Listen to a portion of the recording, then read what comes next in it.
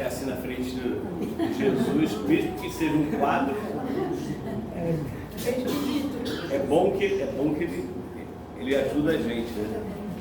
Agradecendo a Deus, nosso Pai, agradecendo ao nosso Mestre Jesus, aos bons espíritos, a espiritualidade que coordena essa casa, a diretoria, a Janete que me convidou, a todos vocês, obrigado, porque apesar do calor, nós chegamos aqui, né? Graças a Deus. E o nosso bate-papo, eu acho que a gente tem que fazer isso, conversar a respeito de coisas muito importantes. Mas antes eu queria falar para as nossas irmãs que como a gente deve muito, a gente tem que trabalhar muito. Então, na Rádio Rio de Janeiro, eu estou lá sábado sim, sábado não, porque um sábado eu vou para Guaratiba e o outro sábado eu estou na rádio para fazer a Consolação de Jesus das 8 às 10. Domingo, o último domingo do mês, o programa Caminho do Senhor é ao vivo, por enquanto não passa a ser, volta a ser ao vivo todos os domingos. Então, domingo que vem, programa Caminho do Senhor ao vivo. Também, Luz na Penumbra, eu estava fazendo um estudo de obras póstumas, agora vou começar o estudo da Gênesis, às quintas-feiras, 21 horas.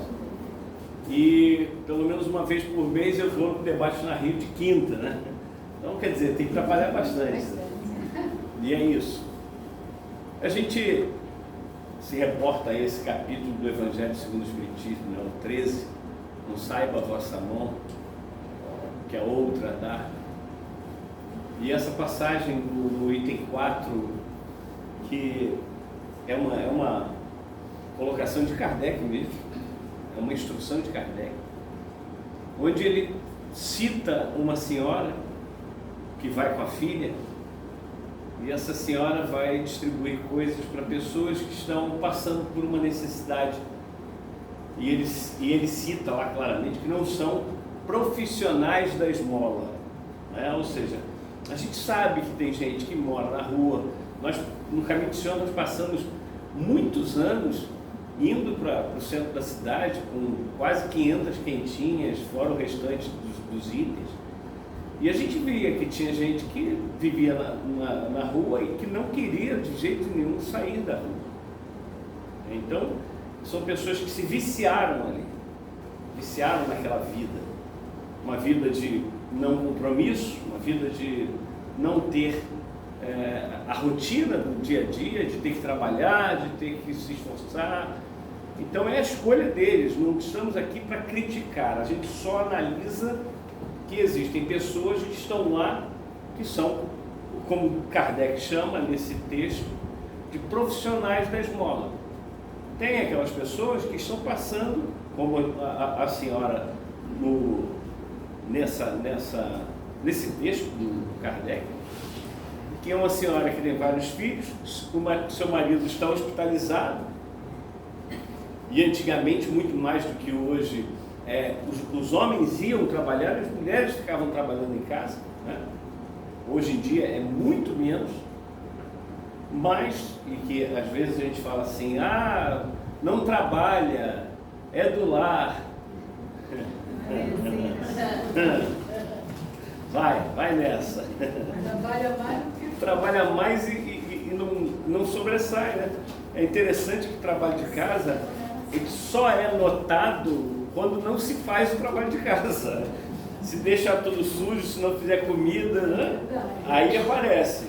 Mas se tiver tudo limpinho, tudo em ordem, ninguém nota, porque está tudo normal, né? Enfim, são essas coisas do nosso mundo de provas e expiações que a gente está aí tentando superar, tentando evoluir para que mereçamos coisa melhor.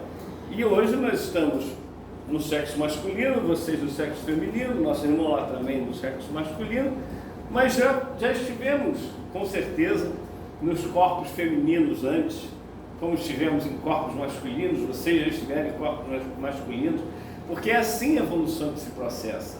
Nós temos que passar por todos, ou pelo menos pela maioria das experiências que nós temos no planeta.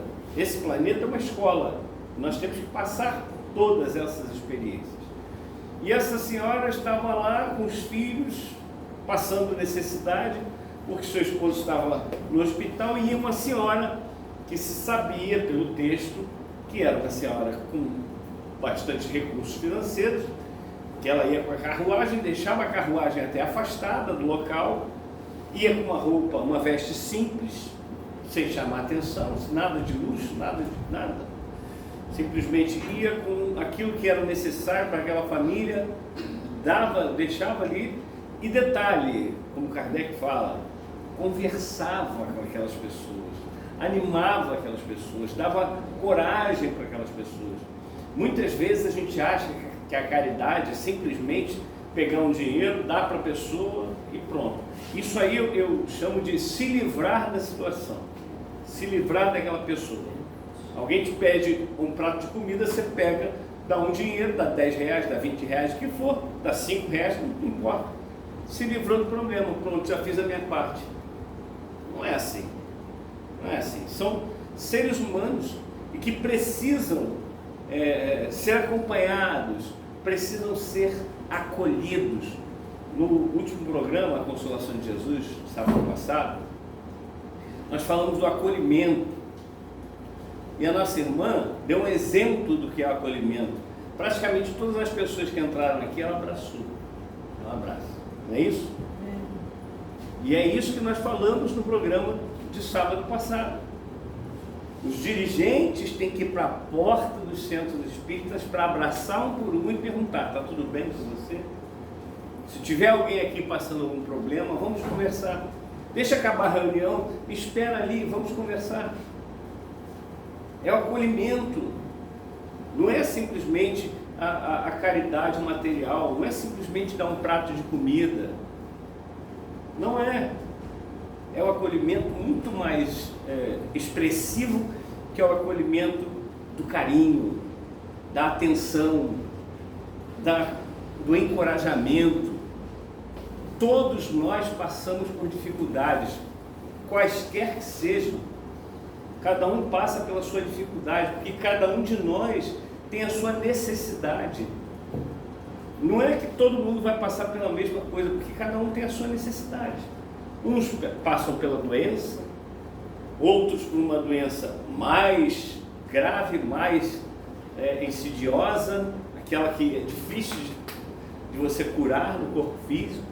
Alguns passam pelo problema das dívidas financeiras, muito comum. Tem gente que tem um controle financeiro muito grande, consegue gastar menos do que ganha, mas tem sempre alguma coisa acontecendo para que ela possa desembolsar e ficar sempre no negativo. Tem pessoas que passam por isso, é a necessidade daquela pessoa. Então a gente não pode jamais querer criticar alguém por estar nessa ou naquela situação. Não cabe a nós criticar. É a velha história de atender aquela pessoa sem ficar avaliando por que ela está naquela situação.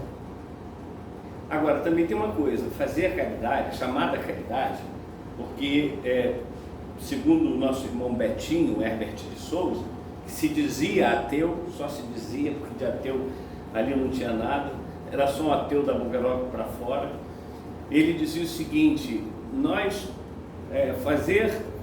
dar comida, assistir as pessoas, não é caridade, é uma forma inteligente de viver em sociedade. Por quê? Porque quando todo mundo está feliz na sociedade, não há violência, não tem necessidade de roubos, não é? Não tem necessidade de alguém furtar alguma coisa. Quando todo mundo está feliz, está tudo bem. É aquela velha história: a pessoa feliz não incomoda ninguém, não é isso? Então a gente deveria torcer para todos serem felizes, à sua maneira. Cada um tem o seu jeito de ser feliz. Respeitar as decisões do outro, inclusive filhos, que é muito difícil, porque a gente acha que o filho, a filha, enfim, tem que seguir a nossa cartilha. quem somos nós para ditar alguma coisa para alguém? Eu costumo dizer sempre que nós não somos responsáveis pelos nossos filhos. Quando eu falo isso, as pessoas, como assim? Não, até na lei está lá que somos responsáveis enquanto eles são menores. Não, segundo Jesus, segundo a doutrina espírita, nós não somos responsáveis pelos nossos filhos.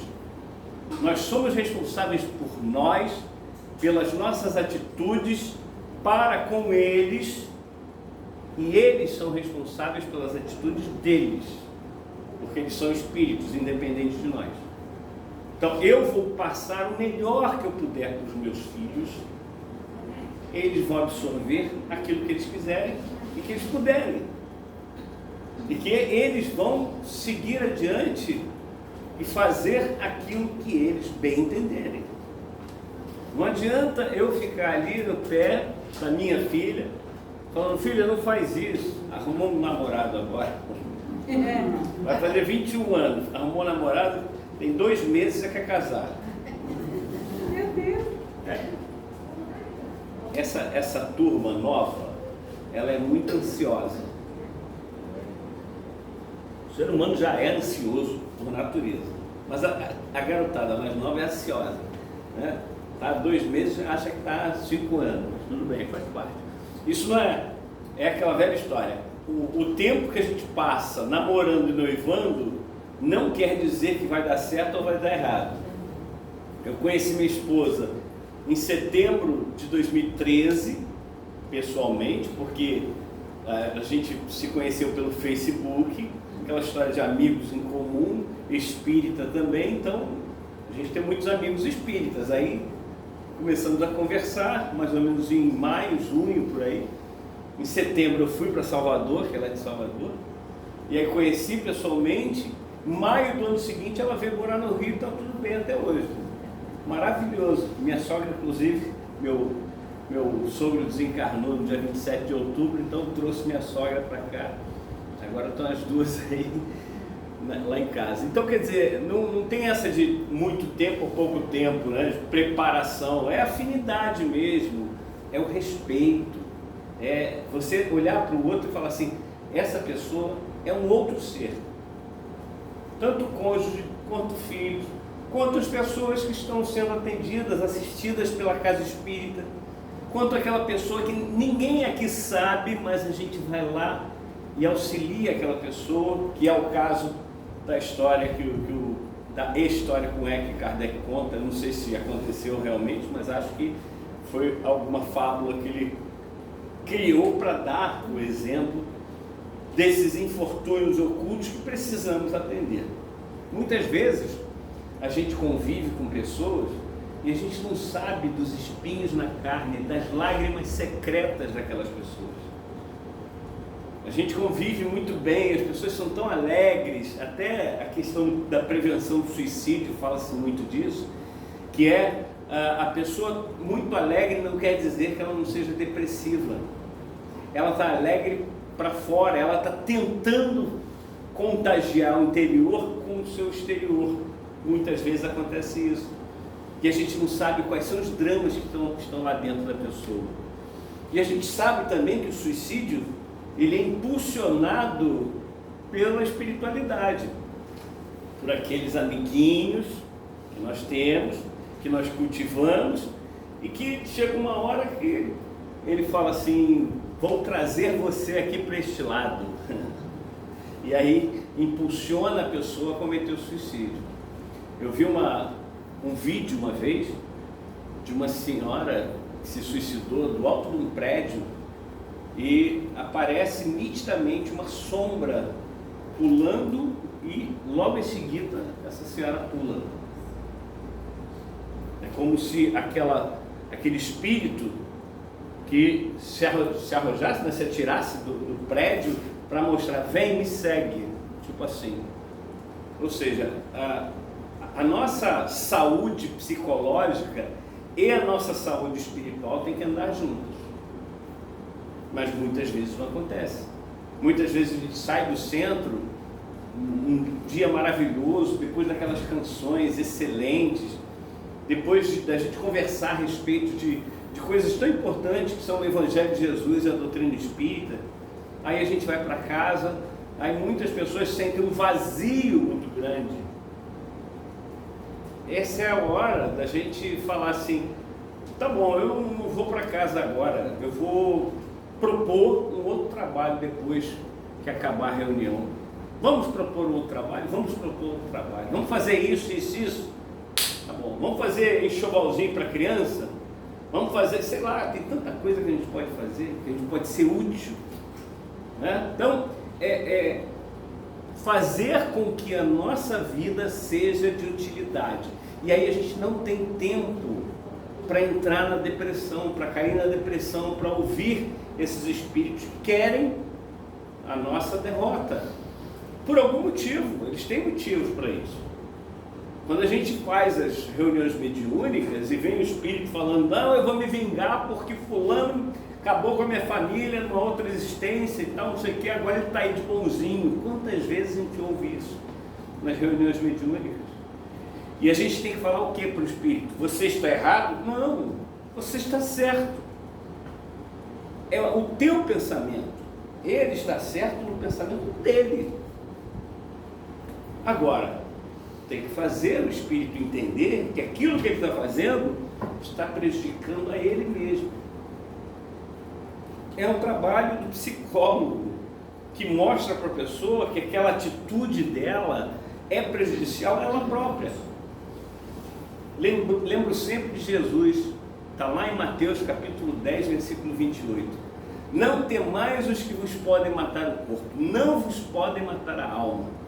Temei antes aquele que pode fazer perecer o corpo e a alma no vale das lamentações. Tradução do Pastorino. Ou seja, não temai os que vos podem matar o corpo, não vos podem matar a alma, está no plural. Por quê? Qualquer um pode matar o meu corpo, inclusive eu mesmo, pelo suicídio. Temei antes aquele, no singular, que pode fazer perecer o corpo e a alma no vale das lamentações. Eu sou meu único inimigo, eu não sou meu maior inimigo, eu sou meu único inimigo. Não existem inimigos exteriores. Os obsessores, eles são inimigos deles próprios.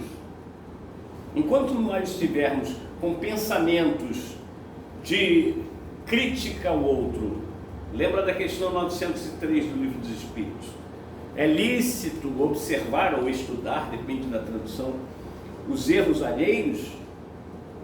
A resposta é lícito se for para verificar se você tem dentro de si aquele mesmo vício, aquele mesmo erro.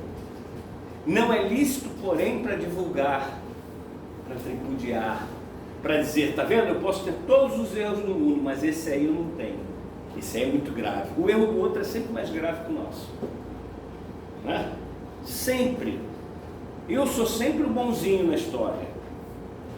Se eu fosse tão bonzinho, eu não mereceria tantas pessoas ruinzinhas ao meu redor. Significa que eles não são tão ruinzinhos assim. Significa que eu sou ruinzinho também.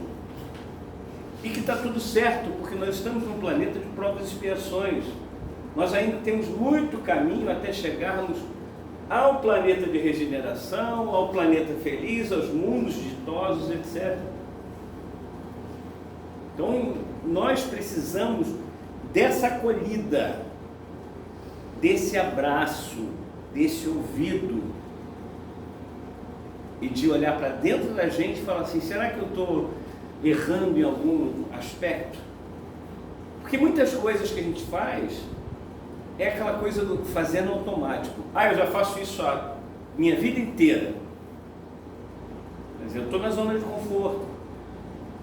A gente não quer experimentar uma coisa nova porque aquilo dá trabalho. Perdoar dá trabalho. Fazer a verdadeira caridade dá trabalho. Qual é a verdadeira caridade? Hein? Verdadeira caridade é a transformação moral.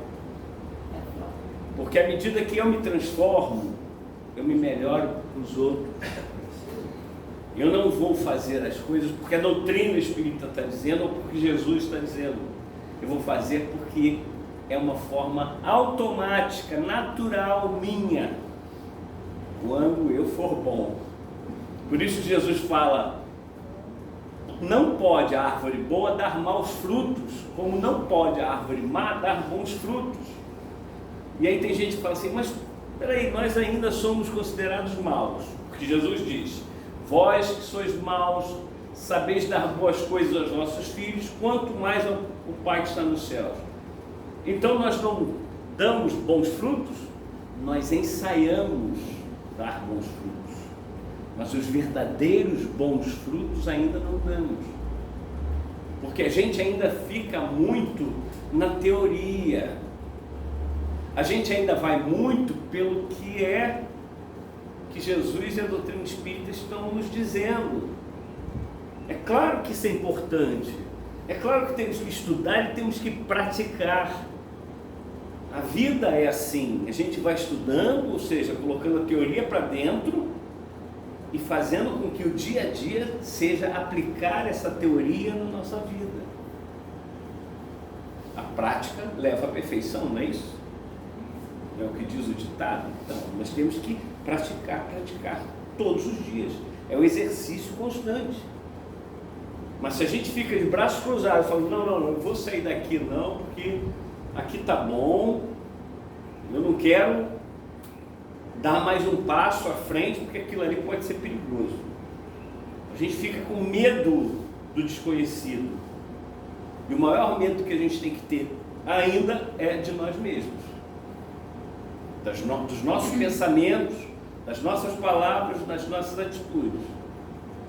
Ontem eu estava chegando em casa com a minha esposa, aí quando eu estava parando o carro para entrar, para abrir o portão da garagem e tal, um menino, que é sabido que o menino usa drogas, etc e tal, vai urinar do lado da minha porta. Aí eu saí brigando com ele e tal, ele brigou comigo e tal, palavras só. Aí eu entrei em casa, fui pro meu terraço lá, falei, que imbecil que você foi, João. Aí eu desci, ele não estava mais lá, falei com o pai dele, olha, pede desculpa para ele. Ele está errado sim, mas pede desculpa para ele, porque eu não deveria ter falado com ele daquele jeito. É assim que nós somos. A gente acha que está bem equilibrado, mas na hora que acontece alguma coisa que nos tira do equilíbrio, a gente vê que a gente não é equilibrado. A gente vê que ainda precisamos trabalhar muito para que esse equilíbrio venha. Para que no momento desse, tranquilo, amigo, por favor, não faz isso. O cheiro vai ficar ruim. Isso é falta de educação. Não. Bater um papo com a pessoa. Mas não, a gente quer brigar. Trânsito é maravilhoso. Trânsito é ótimo para a gente poder exercitar essa paciência. A gente está dirigindo, de repente alguém nos fecha, aí a gente fala assim, ô irmão, desculpa por eu estar tão à frente assim, eu não te dar condição. Né? A gente vai para Guaratiba, sai daqui lá são 40 e poucos quilômetros, né? E a Avenida Brasil toda em obra, já imaginou quanto tempo a gente leva para chegar lá? A gente sai umas 7 e pouco da manhã daqui, chegar lá por volta de 9 horas. E aí normalmente você vai com pressa, né? Óbvio, vai pela Avenida Brasil, na faixa da esquerda, que é mais rápido. Aí não é incomum ter sempre uma pessoa bem devagar na faixa da esquerda. O que acontece? O Código de Trânsito diz que é proibido ultrapassar pela direita. Ele já vem rindo porque já sabe o que acontece. O Código de Trânsito diz que é proibido ultrapassar pela direita. A ultrapassagem tem que ser feita pela esquerda. Aí você fica, né, ali, e a hora passando, e você com maior tranquilidade, irmã, sai daí, por favor. Não, o que você faz? Ultrapassa pela direita, não satisfeito, não, você olha assim e fala assim, João, Eu? posso dar Por favor. depoimento?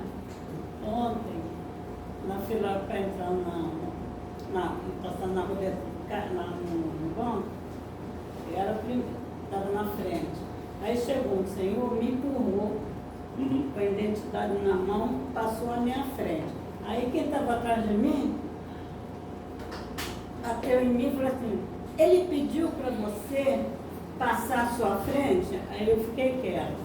Aí saiu uma outra de um outro lugar que ela apareceu, chegou, me empurrou. Ele pediu a senhora para passar à frente da senhora? Eu fiquei quieta, não falei nada. Eu fiquei sem ação. E ele, eu tenho idade com a carteira. Aí, a idade que ele tem, disse, acho que era mesmo a minha. Eu fiquei pensando, eu também sou idosa. Eu pensando, eu não falei, pensei, eu também sou idosa. Aí deixei, mas o pessoal ficaram revoltados, só faltava me bater. Mas porque eu deixei um homem passar à minha frente. É o natural ainda é o natural do ser humano. Aí, por vezes, as pessoas falam assim, nossa, mas fulano fez isso, fulano não é espírita. Aí eu digo assim, imagina se não fosse. Né? E vocês imaginam essas pessoas hoje o espiritismo, graças a Deus, está crescendo muito, né? O conhecimento da doutrina espírita está crescendo muito, mas ainda é muito pequeno comparado com as outras filosofias religiosas, né? Então a gente tem que entender que as pessoas estão naquela fase ainda do ser religioso somente de rótulo, só de rótulo, não de vivência. E essa é a grande diferença da doutrina espírita para muitas outras concepções religiosas. É que na doutrina espírita você não tem desculpa. Não tem desculpa. Eu vou falar uma coisa aqui que está acontecendo agora, mas tem gente que vai vestir a carapuça, como sempre, mas não precisa falar não precisa nem fazer o movimento não. Aniversário Guanabara. Bom, é só atravessar aqui, né? Ali do outro lado. Então, uma vez estávamos em Guaratiba lá com o nosso grupo de assistidos, e aí eu sempre fiquei com as responsáveis, né? Porque a gente faz a reunião, cada grupo, crianças, adolescentes e os adultos, vão para as suas salas respectivas. O tema é sempre o mesmo. Os adultos não são dispensados, eles têm que participar todos os sábados, porque a criança aprende um negócio, chega em casa, vai falar, a mãe, não, nada disso, o pai, não, nada disso. Então, os responsáveis têm que estar lá, senão não tem cesta básica. E a gente faz assim, a gente divide a cesta básica pelos sábados que vão ter, normalmente são 4 sábados, né? Então a gente divide a cesta básica em 4, cada sábado dá aquela parcela da cesta básica. Quem faltar um ou mais sábados vai perder a cesta básica completa. Não é? É o jeito que a gente tem, é a isca. Cesta básica é a isca. Então a gente estava lá conversando, falamos a respeito do aniversário do Guanabara. Vamos lá? Vamos nós dois. Aí vamos entrar cada um com o seu carrinho, né? Beleza. Eu pego meia dúzia de coisas e vou para a fila, porque ele vai fazer as compras verdadeiras. Maravilha. A fila vai andando, bem devagar. Aí, de repente, ele chega com um carrinho. De repente, ele até foi lá fora pegar outro carrinho, porque aquele não deu. Então, como é que ficam as pessoas que estavam atrás de mim? Ficou que nem o que fizeram com ela. Gente, quando eu tiro vantagem de alguma coisa, eu estou fazendo com que alguém fique em desvantagem. Porque a harmonia, o equilíbrio é isso. Aquela oração que o Divaldo normalmente faz no final, é um poema oração da gratidão, que eu não alcance o fruto da vinha com a minha mão, mas que alguém possa, mais ou menos assim, possa alcançar esse fruto. A questão dos tomates do Chico, né? O Chico ia lá pegar os tomates, aí pegava um bom e um ruim, um bom e um ruim, um bom e um ruim. Aí perguntaram para ele: Chico, por que você pega um bom e um ruim? Se eu pegar todos os bons, quem vem depois vai só achar ruim. Aí eu digo assim, perguntaram para mim: você faz isso, João? Eu falei: não, eu pego os bons. Mas por quê? Porque eu compro no hortifruti e não é aquela vendinha que tinha lá, que o Chico comprava. Até nisso a gente precisa ter raciocínio lógico, né? Parar e avaliar. Eu vou no mercado tipo mundial, eu gosto muito de fazer compra no mundial.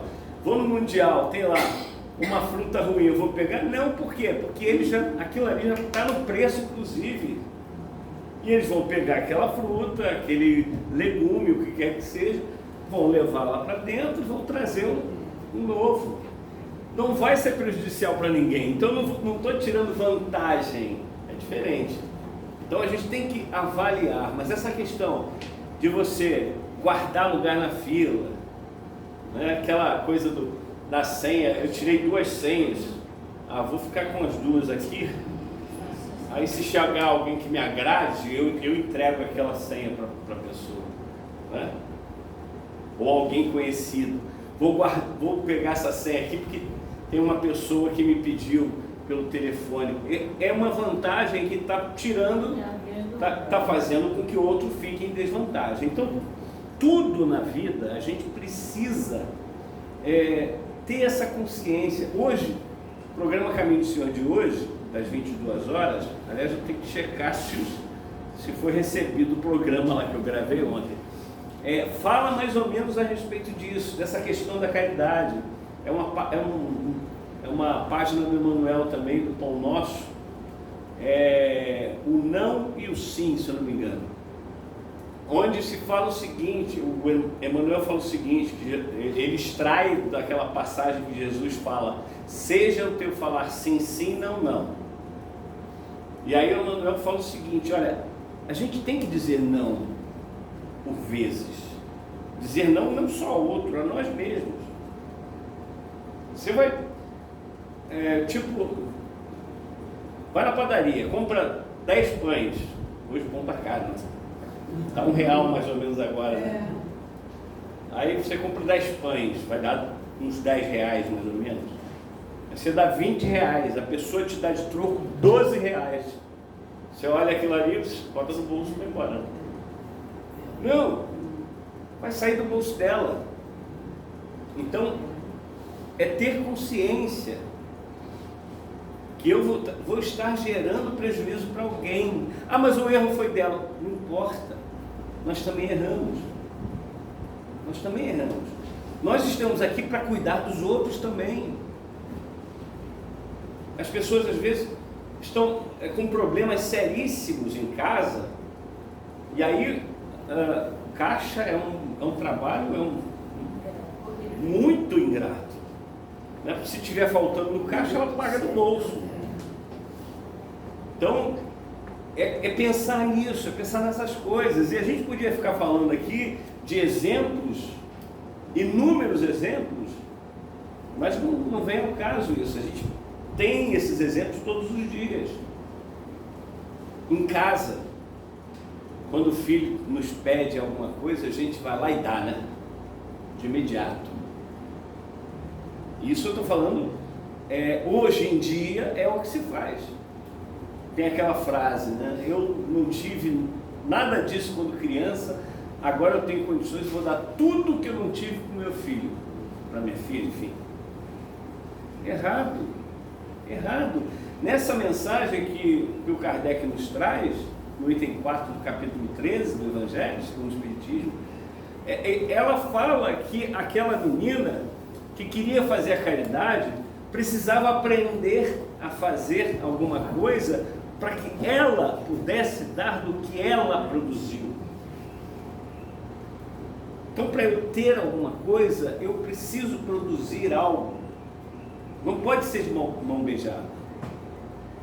Pai, me dá um iPhone 200, eu acho que está no 15, né? Então, me dá um iPhone 15 Pro e etc e tal, tem um aí que custa 20 e tantos mil reais. Vamos dizer que você tenha sobrando, é milionário, mesmo assim não é para fazer. É o exemplo dessa mulher que, pelo jeito, era milionária, mas que se vestia de forma humilde e ensinava para a filha: olha, você tem que produzir as tuas coisas. Se eu te der, não vai ser caridade tua, vai ser caridade minha. Então, um filho pedindo alguma coisa, ele precisa de alguma forma conquistar aquilo. A gente ainda não ensinou os nossos filhos que a realidade fora de nossa casa, ela é muito cruel. Eu sempre disse para minha filha: aqui a gente é rígido, mas com amor. Lá fora você não vai encontrar esse amor, não. Vai ser dureza, vai ser aspereza, vai ser uma coisa que você não vai ter, não vai falar assim: ah, pai, não consigo fazer isso. Vai ter que conseguir, ou então vai passar dificuldades. Então a gente está educando, nós estamos educando os nossos filhos para serem o quê? Para serem aqueles filhinhos de papai. Tem uma passagem no livro Jesus no Lar, do Ney Lúcio, psicografia do Chico Xavier, que é o anjo da guarda que vai cuidar de um determinado ser, e aí encaminha. Claro que aquilo ali é um conto, porque anjo da guarda é o espírito superior. Aquele ali não parecia superior, não parecia nem era.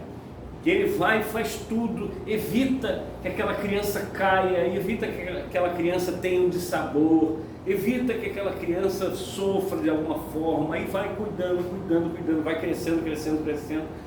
Um dia, quando o menino ou o rapaz já tem 20 e tantos anos, o anjo da guarda tem que se afastar. Olha a história, tem que se afastar.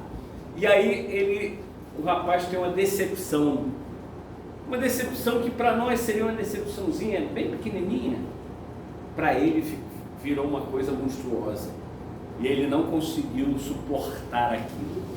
Então é aquilo que a gente está passando para aquelas pessoas que são tuteladas por nós, inclusive animais, por incrível que pareça. Às vezes as pessoas fazem tudo pelo animal. Mas vocês já viram passarinho? Eu detesto passarinho preso. Não aceito. Acho que é um crime. Eu fico pensando assim: se me botasse numa gaiola, eu não ia aguentar. Ainda mais o bicho que é para viver solto, voando pela natureza. Mas você prende um passarinho, daqui um tempo você não pode soltar ele mais. Não pode. Existem animais que são resgatados, por exemplo, no recreio tem muitos jacarés de papo amarelo, né? E às vezes um é atropelado, e aí tem que pegar o bicho, levar para um local, tratar do bicho, etc e tal. Depois tem que ser reintroduzido no habitat natural dele. Como é que você faz isso? É aos poucos. Se você pegar o animal e botar lá direto, ele já vai sofrer, porque ele estava recebendo alimento ali, ó, na boca. E a gente se acostuma, qualquer ser, animal ou hominal, nós nos acostumamos com a molezinha, né? Hoje em dia tem ar-condicionado. Quando é que o centro foi fundado? Que ano? 40 e pouco, né? 40 e pouco, talvez nem ventilador. E o calor do Rio de Janeiro sempre foi muito forte. Verão, hoje está mais? Está 1 grau, 1,5 grau, 2 graus, alguma coisa assim. Às vezes tem essa onda de calor que deu agora, sábado. A gente estava fazendo evento lá na Jacuí, meu Deus, lá no Caminho Sul. E faltou luz. Foi maravilhoso. Aí a gente começou a pensar assim: em 40 como é que acontecia? Todo mundo ficava se abanando, olha. É isso aí. Mas aí veio o ventilador, depois veio o ar-condicionado, aí a gente se acostuma, né? Minha esposa falou assim hoje você vai, eu sou muito calorento, hoje você vai dormir com o ar-condicionado ligado. O que você acha? Eu me lembro quando eu era garoto, que eu tomava banho e não me enxugava, ia deitar na cama direto com um ventilador em cima, que era um ventilador pequeno para a família toda, né? E eu adorava quando ele estava assim, quando ele saía, aí, aquela coisa. E de vez em quando o calor estava tão forte que eu, além de eu tomava banho, deitava molhado, mas aí secava logo, daqui a pouco eu pegava álcool, passava no meu corpo e deitava, aí eu conseguia dormir. O álcool refresca, né? Evapora rápido, tira o calor da pele. Mas era assim. Hoje em dia você liga o ar-condicionado, tem que até se cobrir, né? Tem que botar um cobertor. E a gente se acostuma, se habitua à molezinha. Então o jacaré fica recebendo alimento ali, acha que ele vai querer correr atrás de algum pombo. Eu vou receber na boca. Só que não vai receber na boca quando voltar para o habitat. Vai ter que correr atrás.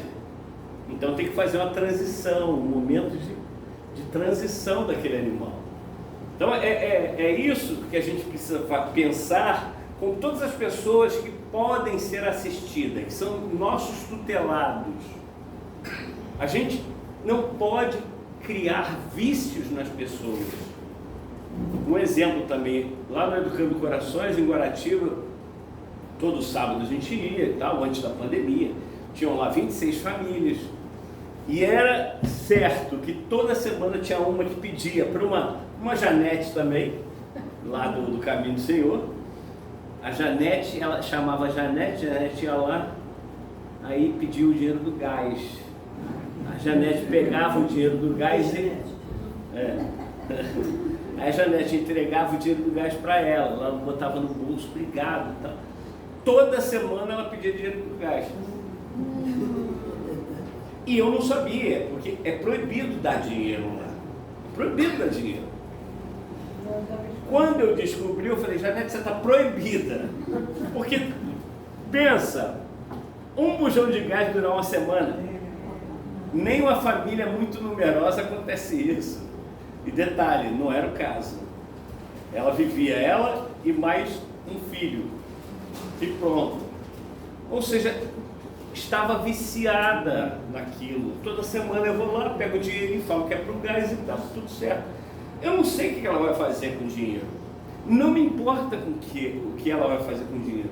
Mas me importa com o vício que a pessoa está ficando viciada naquilo ali, está ficando viciada naquilo. Eu criei um vício para a pessoa, ao invés de fazer o bem para ela, eu estou fazendo o mal. Ela está naquela situação por algum motivo, então eu tenho que saber ajudá-la sem viciá-la. Então é isso que a gente precisa realmente aprender, dentre outras coisas, com essa lição, de nós sabermos fazer a chamada caridade. Não é pura e simplesmente dando alguma coisa, dando aquilo que a pessoa pede, inclusive. Porque muitas vezes a pessoa pede algo que ela quer, não que ela necessita. Jesus fala, lá em Mateus 7,12, tudo aquilo que quereis que os homens vos façam, fazei vós a eles. Ou seja, nós precisamos nos colocar na posição da outra pessoa, daquela pessoa que eu possivelmente vá ajudar de alguma forma, para saber não o que ela quer, mas o que ela precisa. Deus nos dá o que nós queremos? Graças a Deus não. Se Deus nos desse tudo que a gente pede, meu Deus do céu, a gente já está lascado, como dizem. Tem até uma frase que diz assim, cuidado com o que você deseja, pode ser concedido. E aí no programa de hoje mesmo, eu falo, né, que a gente age com a espiritualidade superior, com o nosso anjo da guarda, como se ele fosse um anjo, aquele gênio da lâmpada. Ele esfrega, ele aparece. Ah, eu quero R$1 milhão. Sim, senhor, tá atendido, atende, pronto. Tá bom, obrigado. Volta para a lâmpada. A gente age com esses espíritos superiores dessa forma. Só que eles, como são superiores, não nos atendem. Porque eles sabem que nós não podemos ter aquilo. Mas você pode insistir. Se insistir muito, eles podem conceder. E é que está o problema. Eles sabem que nós não temos capacidade de lidar com certas situações. É por isso que não nos atendem. Mas a gente insiste. Tem uma hora que eles falam, é isso que você quer? Toma, tá aí. Aí, ao invés de fazermos isso. Essa é a chamada queda moral. Porque a gente acha que com aquilo ali, com isso eu vou conseguir fazer muito. Agora, também não é errado você desejar para ajudar. Como seria bom se nós ganhássemos na Mega Sena, mas que esse recurso que viesse da Mega Sena fosse aplicado no trabalho. Quer ver uma coisa? É um projeto que veio para mim, claro que se veio para mim não é meu, alguém da espiritualidade gostaria de ver esse projeto executado. E eu quero muito poder fazer isso. Chama-se Caminho do Senhor na Serra. Eu morei 1 ano e 3 meses lá em Petrópolis, aluguei um apartamento lá, deixei minha casa aqui fechadinha na Vila da Penha, fui lá para Petrópolis, passamos eu e minha esposa 1 ano e 3 meses. Eu, minha esposa e os gatos. Tinha 3, agora tem 4. Chegou lá na chuva, todo magrinho, no portão. Não teve jeito. Teobaldo. Virou Teobaldo, né? O nome é esse. Então a gente. Não, depois eu fui ver o significado. É um insistente. Olha só, Teobaldo é insistente. É determinado. Não é acaso não existe. Então, a gente voltou, porque a ideia era ficar lá 1 ano, deu tempo para descobrir o câncer no meu intestino, fazer a cirurgia, ficar curado, está tudo bem, vamos embora, vamos para frente. Lá mesmo, tudo lá. Tem até que voltar lá para visitar meu oncologista para ver se está tudo bem. E aí minha esposa se adaptou, ela só não gosta do frio, que é baiana, né?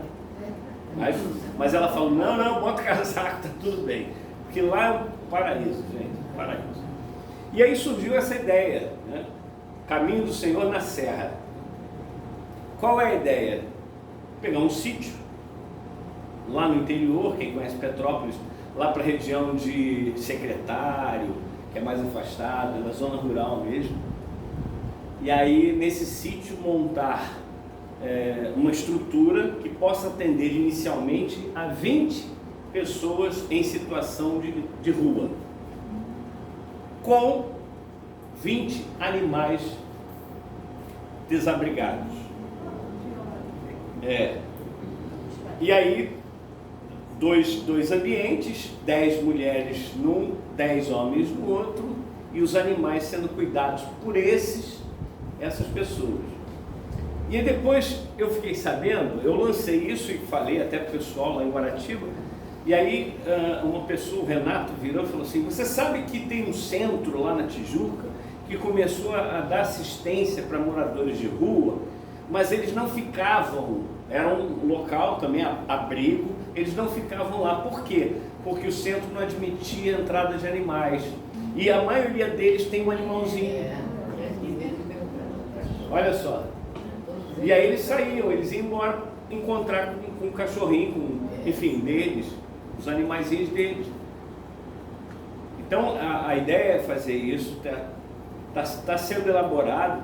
Então um dinheiro que viesse bom, né? A gente aplicaria. Aí vem a pergunta, mas você não faria nenhuma viagenzinha, não? Claro que faria. Você não melhoraria a sua condição financeira? Claro que sim. E isso não é errado. As pessoas têm muita mania de achar que o Espiritismo faz apologia à pobreza. Não é isso. O que o Espiritismo nos ensina é não sermos escravos dos bens materiais. Paulo de Tarso fala, é viver no mundo sem ser do mundo. Jesus, quando fala ou amar a Deus ou a Mamon, é a entrega total. Quando nós nos entregamos totalmente, é o chamado Mamon, que é o Deus do dinheiro. Hermógenes tem um pensamento que ele diz assim: eu conheço um homem que é tão pobre, mas tão pobre, que a única coisa que ele tem, e tem muito, é dinheiro. É pobre. É uma outra pobreza. É aquela pobreza espiritual. É uma pessoa que não liga para o outro. É uma pessoa que pisa nos outros, entendeu? É essa pobreza espiritual. Então, muitas vezes, e é isso que alerta Jesus, é isso que alerta a doutrina espírita. E a gente não se deixar dominar pelos bens materiais. Tem um outro pensamento que eu não me lembro de quem é, mas diz o seguinte: eu acho que é do Rode, existem pessoas que são muito ricas de dinheiro, mas não são escravas do dinheiro. E tem gente que é pobre, mendigos até, que são escravizados daquilo que não possuem. Os ricos que são livres daquilo que possuem e os pobres que são escravos daquilo que não possuem. Uma vez, numa dessas andanças lá pelo centro da cidade, naquela Praça da Cruz Vermelha, frente ao Inca, nós estávamos distribuindo as quentinhas, e aí chegamos para um irmão, íamos chegar no irmão que estava na praça. Ele estava todo enfeitado com garrafas PET, uma roupa que parecia uma coroa, uma roupa de rei, com um cetro na mão, sentado lá num determinado local. Quando a gente ia se aproximando, alguém levanta e vem ao nosso encontro e fala assim: calma, o que vocês querem? Não, para dar uma quentinha para vocês. Só um instante. Aí ele foi lá, falou com o rei, ficou conhecido como rei, voltou para nós. Aí ele diz assim: o rei pergunta o que tem na quentinha.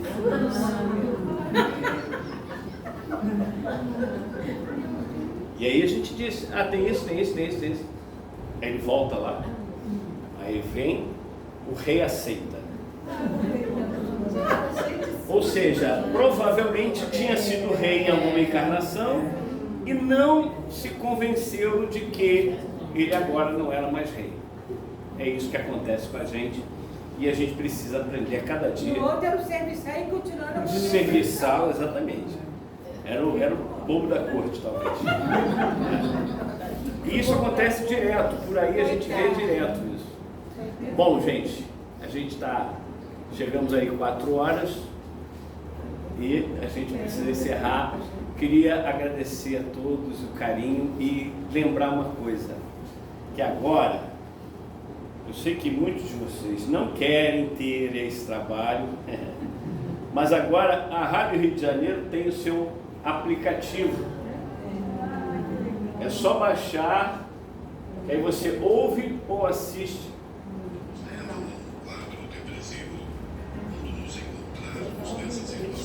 Momento Espírita. E aqui tem a programação toda da semana. Por exemplo, hoje, quarta-feira, às 22 horas, alguém sabe o que tem?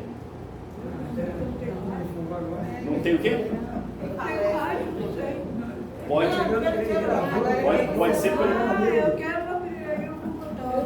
Hoje, às 22 horas, tem programa Caminho do Senhor. Então, está aqui o aplicativo. Contribua também, como contribuir. E o contato com a rádio. Você clicou aqui, ó, vai direto para o WhatsApp da Rádio Rio de Janeiro. Aí você manda uma mensagem.